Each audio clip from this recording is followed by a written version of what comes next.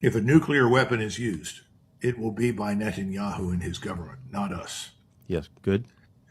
I've met and talked with President Trump. I like President Trump personally, and you can say what you will about the man, but I see no evidence that he would be talked into that by Mr. Netanyahu. I just don't. I hope I'm not wrong, but I just don't see that happening. I also see little evidence that people at the top of the military establishment collectively would sign on for that. You might get a few. Unfortunately, most of them are airmen or in the Navy, but I don't think they would be very supportive. I think they'd say, is this really the right place, time, and reason? Yes. Because increasingly we view nuclear weapons as something that protects your territorial integrity. But why would we do that with Iran? But Israel is different, as we've discussed. And the more desperate they become, if Iran does not submit, and I see no evidence that they will submit, the more likely that option could be embraced and employed. And that's why we started this, because you asked specifically about who has the authority. I hope President Trump does, but I don't think so. I think Mr. Netanyahu is going to do whatever Mr. Netanyahu wants to do. I mean, because we're implicated in that, and because the million-odd Americans who live in the region and the energy interest there, and just like the fate of the world, are all part of this calculation, why wouldn't we bring him to heel and prevent that from happening? How do you do that? How do you do that? I mean, you're going to have all the people that put you into the White House, that spent billions on your campaigns, who gave you the power, and the Congress that is essentially being purchased by the lobby, not by the lobby directly, but by the Zionist billionaires that pour money into the process to get people elected. You know how that works. What are they going to do? Are any of them going to sober up and go to Trump and say, look, this has gone too far? I don't see any evidence for that. It means either ground invasion or a resort to nuclear weapons. Let's start with the second hypothesis first. What would it mean if Israel launched a nuclear weapon at Iran? Right. So the strategy is to use a tactical nuclear weapon against Iran's underground missile cities, missile bases. Right now, American airstrikes, Israeli airstrikes, cannot penetrate underground and destroy the capacity of the Iranians to fire ballistic missiles and drones at the GCC and at Israel. And what experts say is that a tactical nuclear strike will not destroy these cities, will not destroy these bases, but they will seal off the entrances and make them inhabitable, make them useless, basically. So a tactical nuclear strike is definitely part of the military strategies of the Israelis and the Americans. Isaiah chapter 24, verse 19. The earth is utterly broken down. The earth is clean dissolved. The earth is moved exceedingly. I want to give our praises and honor to Yahweh, Bahashem, Yahushai, Bahashem, Rakah, Kodash, forgive me the spirit, to do this lesson. As you see in the videos before, it's more and more talk about nukes. Okay, you're hearing more and more talk about World War III, and you're hearing more and more talk about nukes. Okay, could Israel use nukes? Could American Israel use tactical nukes? Okay, they're talking about possibly, the talk is that they can use tactical nukes on the facilities. Pretty much the same facilities that they bombed during the 12-day war in Iran, when they said they obliterated their nuclear facilities.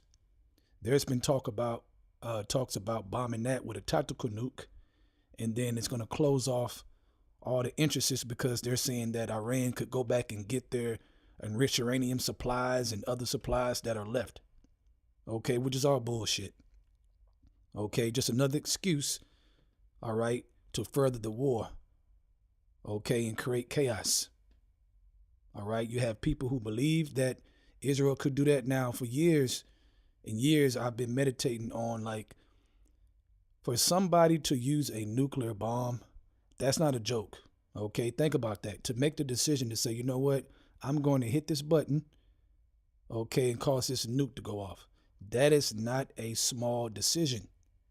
Okay, that sounds like a desperate decision. That sounds like somebody's butt hurt and they're losing. Okay, that's what it sounds like. So I've always told myself, whoever shoots the first nuke is out of desperation. It's out of desperation, hurt ego, okay, short time. The devil come down with great wrath knowing he got a short time. That's part of that too. All right. Let's go back to Isaiah chapter 24. Let's start at verse 15. Wherefore glory ye in the Lord in the fires, even the name of the Lord, Yahweh Bashim Yahushua of Israel, in the isles of the sea. From the uttermost parts of the earth have we heard songs. Right, the new song, the gospel. That peace is coming. Okay, but part of that song is that what? Nuclear missiles has to drop first. Okay, for Yahushua to bring down this kingdom and the kingdoms of the world. Okay, it's going to go nuclear. That's part of the song. Okay, you can't get to the kingdom of heaven unless nuclear bombs drop. All right, around the earth. Okay, it says, from the uttermost parts of the earth, we have heard songs, even glory to the righteous. Right. Okay, the kingdom being established. We're going to have slaves. We're going to live forever, etc., etc. Everything about the kingdom, the gospel, the good news. But I said, my leanness, woe unto me. The treacherous dealers have dealt treacherously. Yeah, the treacherous dealers have dealt very treacherously.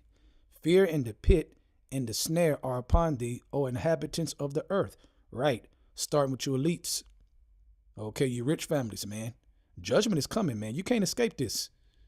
Okay, you are stuck in a snare and a trap in the Middle East that you have to complete. But you trying to complete it is going to cause World War III, okay, to take off to the max. All right. Verse 18.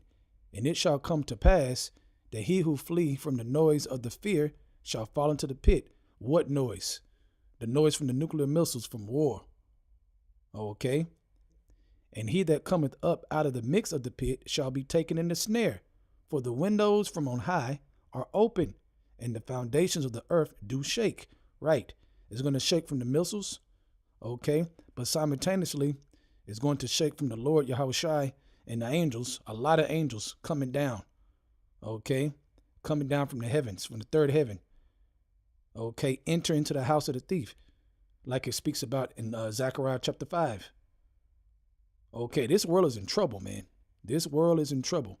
Now, a precept to that real quick. Revelation chapter 1, verse 7. Behold, he cometh with the clouds, the chariots, okay, who they call UFOs for you new listeners. And every eye shall see him, and they also which pierce him, Edomites, Esau, okay, because they pierced Yahushua in the Roman Empire. Those were Edomites. It says, and all kindreds of the earth shall wail because of him. Right. Okay. It's going to flood the earth.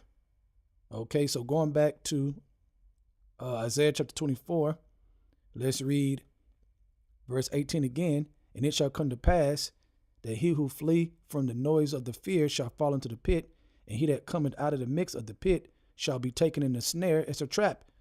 Okay. For the windows from on high are open, and the foundations of the earth do shake. Okay. You talking about all out chaos. All right. Okay, let me say this. We don't know. This could go so many different ways. Okay. Could America, along with Israel, shoot a nuke, a tactical nuke, and just say, hey, we're not hurting any citizens. This is more over by, where your facilities are more out in desert land. They can make any excuse to show their power. Okay, that could happen. Put the whole world on notice that the hammer ain't playing. Okay, and then from there, it could go up and up and up. Okay, so it doesn't necessarily have to be a first nuke shot and then all the nukes just go after right there. It don't have to go like that. Okay, just stay tuned. We got to watch.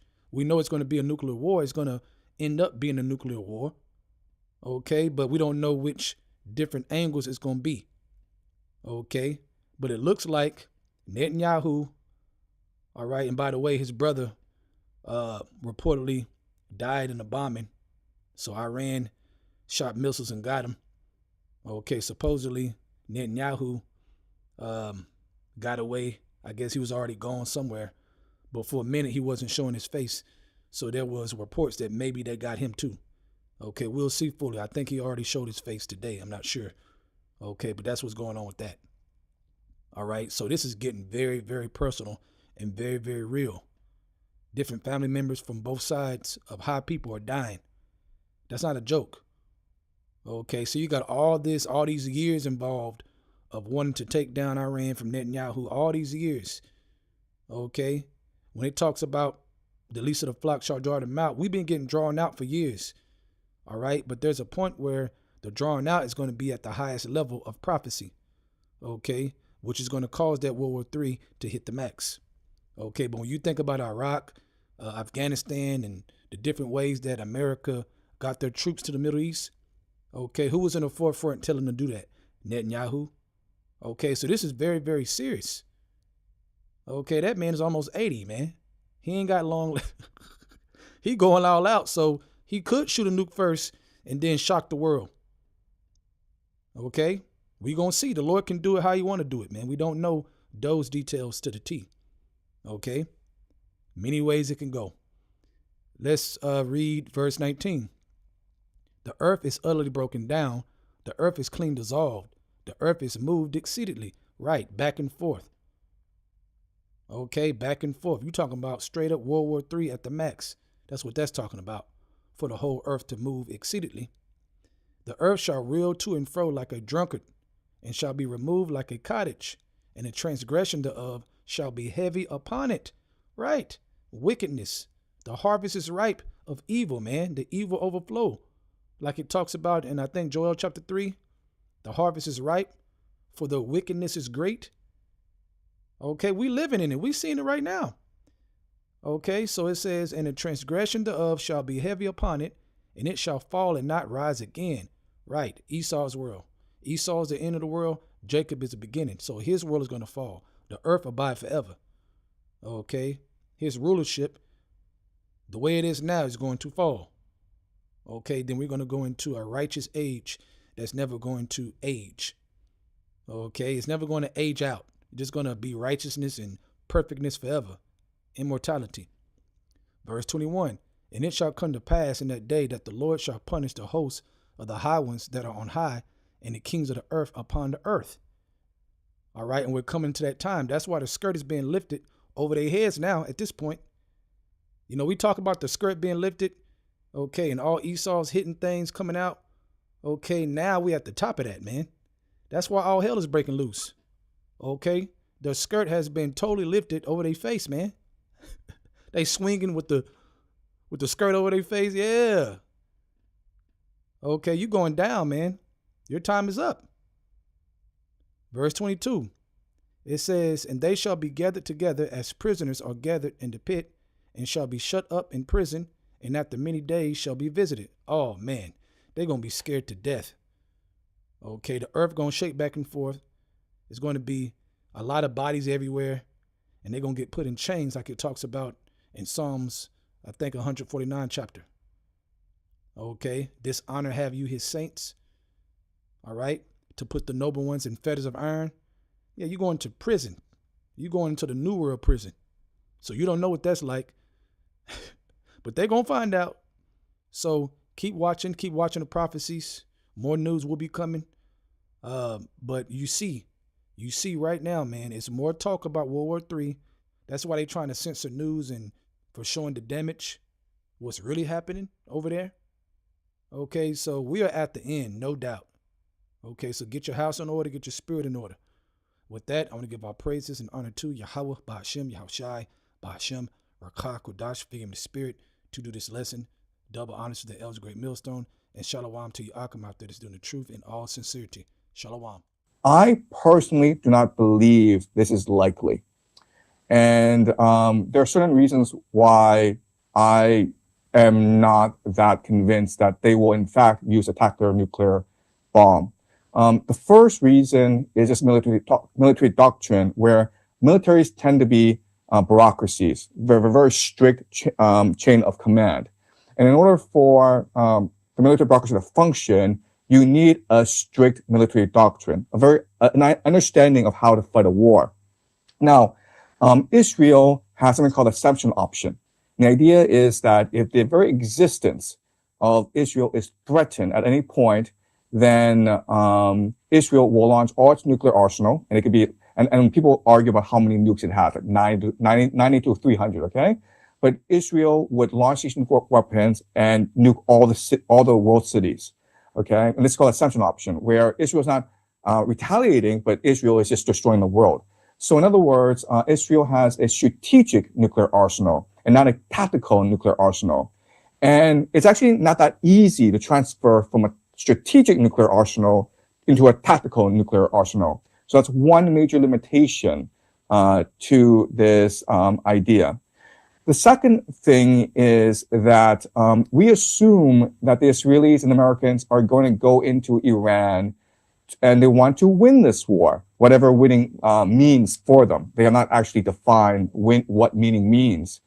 But, you know, if we look at eschatology, if we think that, in fact, that Israel and America are conducting this war in order to bring about the return of Jesus, which is what many American soldiers believe, then the eschatology requires America to lose this war. Because if America were to lose this war, then Israel would emerge as a dominant nation in the Middle East. So Israel doesn't need to beat Iran. Israel just needs America and Iran to destroy each other. And so for that to happen, you would want a ground invasion. So Israel wants to position America so that it is forced into a ground invasion. So I think a much more reasonable option would be to send in limited ground troops, perhaps the 82nd Airborne Division to try to capture a nuclear site, to decapitate Tehran. I'm not quite sure what they have in mind. But again, I'm not actually, I am not at all convinced that a nuclear option is on the table. And the third problem is Russia. So the Washington Post has reported that Russia is providing targeting intelligence to the Iranians, which is exactly what US and NATO did in Ukraine against Russia. So it's almost like payback for Ukraine. Sergei Lavrov, the foreign minister of Russia, has said that Russia considers Iran an indispensable ally. So I think that backdoors, Russia and Putin have told the Americans and the Israelis to watch it, like don't go too far. Don't move too fast up the escalation ladder. And at some point, I predict that Putin will put Iran under the Russian nuclear umbrella, meaning that any nuclear weapon used in Iran will be considered a direct attack against Russia, and Russia will respond accordingly.